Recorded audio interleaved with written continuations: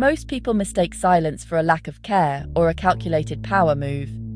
But in the reality of human psychology, shutting down is rarely about control and almost always about a nervous system that has reached its absolute limit. When someone goes quiet in the middle of a heated argument, we often label it as the silent treatment or stonewalling, assuming they are intentionally punishing us.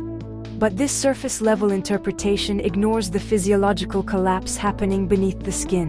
The real-world consequence of this misunderstanding is a cycle of escalation where one person pushes harder for a response, while the other retreats further into a state of emotional paralysis, eventually leading to a complete breakdown of the relationship. We need to stop viewing this behavior as a personality flaw and start seeing it as a survival mechanism that has outlived its usefulness. To understand why a person stops speaking, you have to understand that the brain does not distinguish between a physical predator and a high-stakes emotional conflict. When the prefrontal cortex, the part of the brain responsible for logic and communication, is hijacked by the amygdala, the body enters a state of freeze rather than fight or flight. This isn't a choice. It is a biological shutdown where the words literally feel stuck in the throat because the brain has decided that any further engagement is a threat to safety. You might see this in a partner who stares blankly at the floor while you're pouring your heart out, or a colleague who becomes monosyllabic the moment a critique is offered.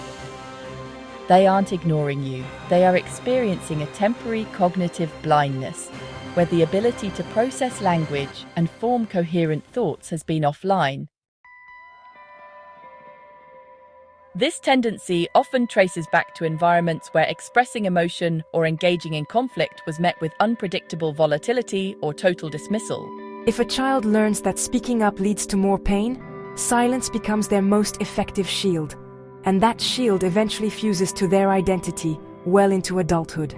In real-world scenarios, this looks like a person who is incredibly high-functioning in every area of life until a conflict arises, at which point they seem to vanish behind an invisible wall. It is a learned helplessness that tells them no amount of talking will change the outcome, so they conserve their energy by withdrawing entirely.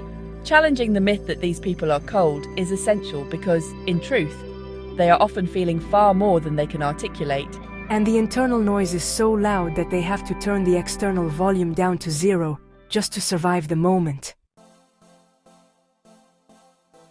Breaking this cycle requires a shift from demanding a response to creating a sense of safety that allows the nervous system to de-escalate. If you are the one who shuts down, the work lies in recognizing the physical sensations of the freeze response before the wall goes up, the tightness in the chest, or the sudden desire to look away, and communicating that you need a temporary break to regulate. If you are on the receiving end, the most effective thing you can do is stop the pursuit, as chasing someone into their silence only reinforces their need to hide.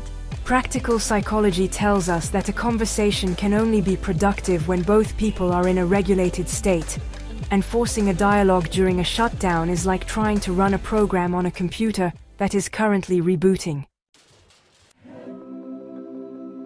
Understanding the mind isn't about finding excuses for behavior, but about finding the clarity needed to change it.